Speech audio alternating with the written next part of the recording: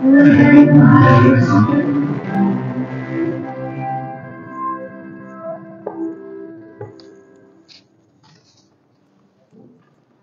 ons bid saam. Here Jesus, dankie dat ons vanoggend hier so in die huis kan by mekaar kom. Here, waar ons kan sit met dankbare harte dat U vir ons nog 'n dag gegee het.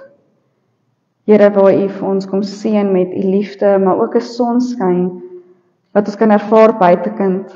Al is dit koud, al waai die wind. Here, weet ons nog steeds dat U hier is. Dat U saam met ons is, dat U 'n afspraak het met ons elkeen. En graag met ons elkeen wil kom gesels. Here, kom maak ons rustig vanoggend. Here, kom maak ons harte oop. Kom maak ons ore oop, Here. En dat ons hier so uitstap vanoggend, Here, elkeen met 'n boodskap of met 'n aanraking net van U hande. Ek bid dit alles in U naam alleen. Amen. So vanoggend se tema waar ons vandag gaan kyk is ons lewe is 'n antwoord op God se roepstem. Nou soos wat julle weet is ons besig met 'n reeks, 'n kort reeks wat handel oor hoe om te luister na die Here. En ons het al vir die afgelope 2 weke bietjie gekyk na die volgende punte. Ons het gepraat bietjie van rus, hoe om rus te vind sodat ons die stem van die Here kan hoor. Maar tweedens ook hoe ons dan gehoor het deur die woord wat die Here met ons wil deel. Hoe hy met ons praat deur die woord en wat die woord eintlik vir ons wil kom sê en hoe belangrik dit is om die woord deel te maak van ons lewens. Maar vandag gaan ons nou spesifiek kyk na ons lewe self. Hoe ons kan antwoord met ons lewe deur om gehoor te gee aan God. Deur om te hoor hoe hy met ons wil praat wanneer ons lewe teruggee aan hom en met hom dan nou deel dit wat ons lewens aangaan. Nou ons as gelowiges kies elke liewe dag om gehoorsaam te wees.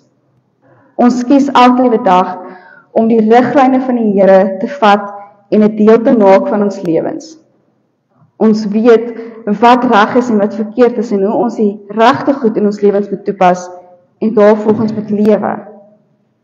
Maar soms gebeur dit dat ons vleeslikheid nog ons oorneem en ons die sondige natuur eintlik volg. Hoe ons dan nou goed in ons lewens inbring en verkeerde keuses maak en ons in 'n diep donker gat laat beland. En dit bring dan weer geestelike doofheid op ons en ons hoor nie die Here se stem nie. Ons sukkel om te weet wat hy met ons wil doen en wat hy vir ons wil kom sê. Maar tog het ons dan nou eintlik nodig om 'n omdraai kans te kan kry. 'n Omdraai kans sodat ons kan hoor wat die Here met ons wil deel. Hoe hy met ons wil praat, wat sy plan is vir ons elkeen. So daarom gaan ons saam lees vanoggend uit Efesiërs 2 uit, vers 1 tot en met vers 10, wat dan juist praat oor hoe ons hierdie gehoorsaamheid kan kies tussen wat reg en wat verkeerd is en hoe ons dit dan kan inwerk in ons lewens in. Nou ek lees daar die 83 vertaling uit en daar staan: Julle was dood as gevolg van julle oortredings en sondes wat voorheen julle lewenswyse gekenmerk het. Julle het gelewe soos hierdie sondige wêreld en julle laat lei deur die vors van die onsigbare magte, die gees wat daar nou aan die werk is in die mense wat God ongehoorsaam is. So het ons trouwens vroeër ook almal gelewe.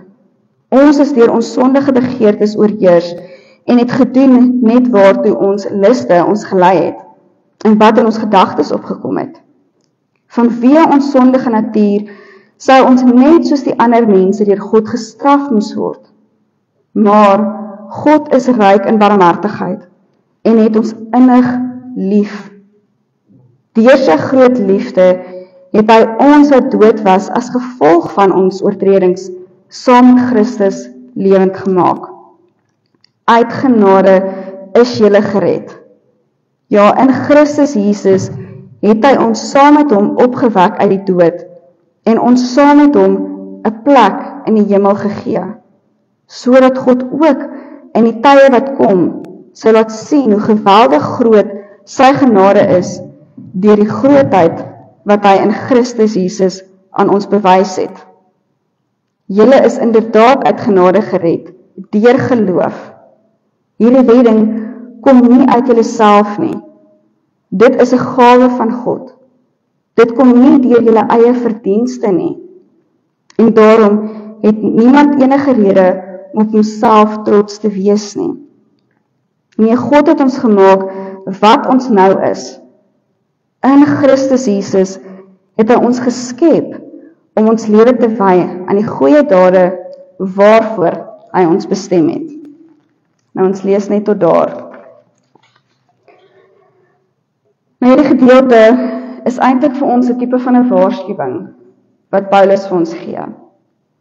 'n Waarskuwing oor lewe en dood, wat reg is en wat verkeerd is. Maar Paulus noem sommer in die eerste reeltjie om te sê dat ons eintlik moet kies tussen lewe en dood. Dat ons wat lewe was dood gewees as gevolg van ons oortredings. Dit wat ons verkeerd en die keuses wat ons maak. Nou ons oortredings is dit wat tussen ons en God staan. Dis die sonde wat keer dat ons God se stem kan hoor en selfs sy werke kan sien wat hy in ons lewens doen. Die verkeerde keuses wat ons maak en baie keer is dit 'n leefstyl wat ons nou uitleef. Ek meen, partykeer word dit so gewoonte dat ons laterand nie eers meer besef dat die verkeerde goed wat ons doen eintlik teen God is nie. Dat dit nie reg is in God se oë nie. En dit word al vir 'n gemaklikheid of soos wat hulle sê 'n habit wat ons dan nou uitleef. Maar tog moet ons hierin raak sien dat ons eintlik dan nou die gees van die wêreld dan nou volg in plaas van die gees van God, wanneer ons dan nou hierdie ongehoorsaamheid volg. En dis 'n lewe vol seer. Dis 'n lewe vol donkerte en eintlik alleenheid en vrees, want ons sien nie God se hand nie. Ons hoor nie sy stem nie en ons beleef nie sy nabyheid nie. Maar Paulus hierso sê, julle moet waaksaam wees, ons moet luister, ons moet sien dat ons kan nie so lewe nie, ons kan nie ons lewens inrig volgens die sonde van die wêreld nie, ons kan nie ongehoorsaam wees nie. Ons moet die Here volg, ons moet agter hom aanstap, ons moet hierdie begeertes wat in ons harte is, wat verkeerd is, hierdie sondige gedagtes en goed, moet ons eenkant skuif, sodat ons gefokus kan wees op die Here. Sodat ons kan hoor wat die Here se stem is en wat hy met ons wil kom deel. Want hy het 'n plan met ons elkeen. Hy het 'n doel wat hy wil hê ons elkeen moet uitleef. En daarom, net soos wat Jesus op aarde was en hoe hy vertel het en getuig het en vir mense gebid het en bedien het Jesus dit hierdie disippels gedoen, totdat ons dit vandag het om te sê, maar kom ons laat toe dat ons lewens ingekleed word met die woord van die Here. Dat ons lewe gevul word met die gees van God. Dat ons op besig wees met die dinge van God, sodat ons vernuwing in ons harte kan beleef. Dat ons kan beleef hoe die Here met ons praat en met ons werk, en dat ons dit gaan uitleef in ons daaglikse lewens. Want tog 1 Petrus 5 vers 8 sê dan vir ons, die duiwel loop rond soos 'n brullende leeu, op soek na iemand om te verslind. Die duiwel is listig, hy wil hê ons moet wegtrek van die Here af en ons moet ongehoorsaam wees aan sy roepstem. Hy kom smokkel met ons koppe. Hy kom sit gedagtes in ons gedagtes in wat nie ingerig is volgens die woord van die Here nie. En daardoor word daai goed dan so gewoonte dat ons ongehoorsaam is op alle maniere en ons draai weg van die Here af. Maar tog kan ons weet dat die Here wel besig is met ons.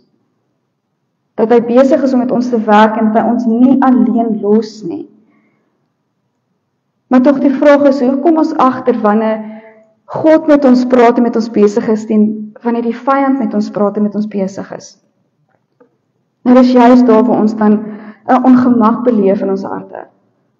Waar ons kan voel, maar oor hierdie goed wat nou besig is om te gebeur is, nie in lyn met dit wat die woord vir ons sê nie. Dit spreek nie waarheid nie, dit spreek nie lewe nie, dit spreek nie van God se liefde nie. Dan weet ons dat dit is van die vyand af. Dis iets wat die gees van die wêreld vir ons wil kom gee, nie die gees van God nie. Die gees van die wêreld wil hê ons moet wegdraai van die waarheid af. Ons moet wegdraai van die woord van die Here af. Maar wanneer ons regtig daai soeke het in ons harte, wanneer ons alles vir die Here gee, gaan hy met ons praat. Gaan hy vir ons kom gee wat ons nodig het om te hoor. Hy is nooit stil nie, sy roepstem is daar, sy roepstem is reg rondom ons. En al wat ons nodig het is om gehoor te gee. Om raak te sien, om ingestel te wees en om te antwoord deur om te lewe volgens die skrif, soos hy dit vir ons sê. Maar tog ook, soos wat ons 'n paar weke terug Paasfees gevier het hoe Jesus ons in die kruis gesterf het en ons sondes kon vergewe het, waar ons vrygeskoop is en skoon gewas is, lees ons tog in hierdie teks ook dat God self barmhartig is. God self het barmhartigheid bewys, nie net deur Jesus wat vir ons gesterf het en vir ons opgestaan het uit die dood uit nie, maar God self bewys dit aan ons. Hy bewys sy liefde aan ons. Maar wat sal dit nou eintlik beteken? Hoe kan ons God se barmhartigheid dan nou regtig verstaan? Nou God het nie nodig gehad om sy seun vir ons aarde te stuur nie. Hy het nie nodig gehad om vir ons aan die kruis te sterf sodat ons kan vrykom van sonde. Ons kon self daar gehang het en ons sondes betaal het. Maar tog het God gekom en gesê, maar ek kan nie dit hanteer as my kinders moet swaar kry nie. Ek gaan net oor my hart kry as iets met hulle moet gebeur, omdat hulle lewe volgens die gees van die wêreld nie. Hulle moet gered word van die donkerte. So God die Vader fokus eintlik op ons elkeen. En dis die barmhartigheid wat hy bewys. Hy fokus sodat hy vir ons sy liefde gee, sy vryheid gee, maar ook sy woord en sy waarheid. En ons kan dit vat en ons kan dit ons eie maak. Ons kan gaan lewe in die lig. Ons kan die boodskap van God kan ons gaan uitleef deur om net daar te wees vir ander. Liefde uit te leef om te gee vir mekaar. Dit is soos hy die riglyne vir ons gee in die Bybel om te leef. En ons kan dit ook in ons eie lewens aan toepas. Maar hierdie barmhartigheid is ook 'n manier waar God vir ons genade bewys. Genade om te sê dat ons elkeen sy kinders is. Dat hy ons wil kom red, dat hy saam met ons hierdie pad wil stap. Dat hy ons nie wil alleen los in hierdie wêreld nie. Maar dat hy ons kom vashou en vir ons kom sê, my kind, ek is by jou, ek is lief vir jou en ek wil hê jy moet eendag saam met my in die hemel wees. So lewe volgens my voorskrifte. Want eintlik ons elkeen verdien die straf. Ons elkeen verdien dit om deur God vervloek te word eintlik. Want ons is sondig, maar tog sê God, maar ek gee my liefde. Ek gee my woord, ek gee my belofte dat ek saam met jou sal wees. So ontvang jy geskenk van lewe. En dis hoekom ons elkeen ook vandag hier so sit. Ons het die geskenk van lewe om God se liefde te kan ervaar. Om God se liefde te kan beleef hier binne ons, by ons, langs ons, in ons moeilikste tye, maar ook in ons goeie tye. God se liefde is altyd daar rondom ons. So besef ons nie altyd dit wat die Here vir ons doen nie. Al sien ons nie altyd raak hoe hy met ons werk en met ons praat nie. Is hy nog steeds daar?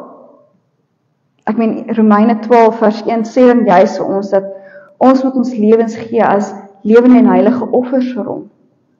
Ons moet ons lewe toewy aan hom sodat hy deur ons kan werk.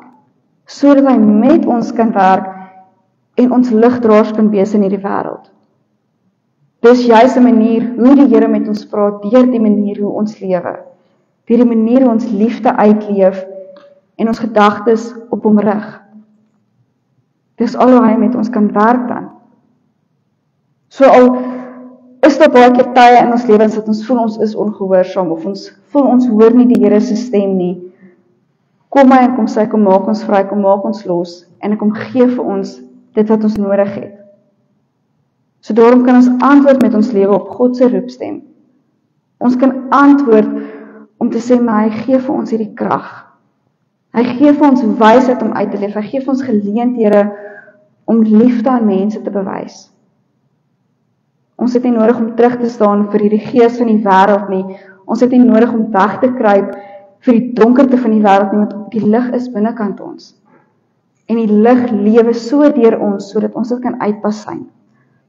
Dat ons God se liefde kan beleef en dit kan gaan uitdra, dat ons sy genade kan beleef, maar so ook sy nabyheid. Om te kan besef dat ons nie deur hierdie lewe alleen stap nie. En ja, elke dag is 'n stryd vir ons as gelowiges.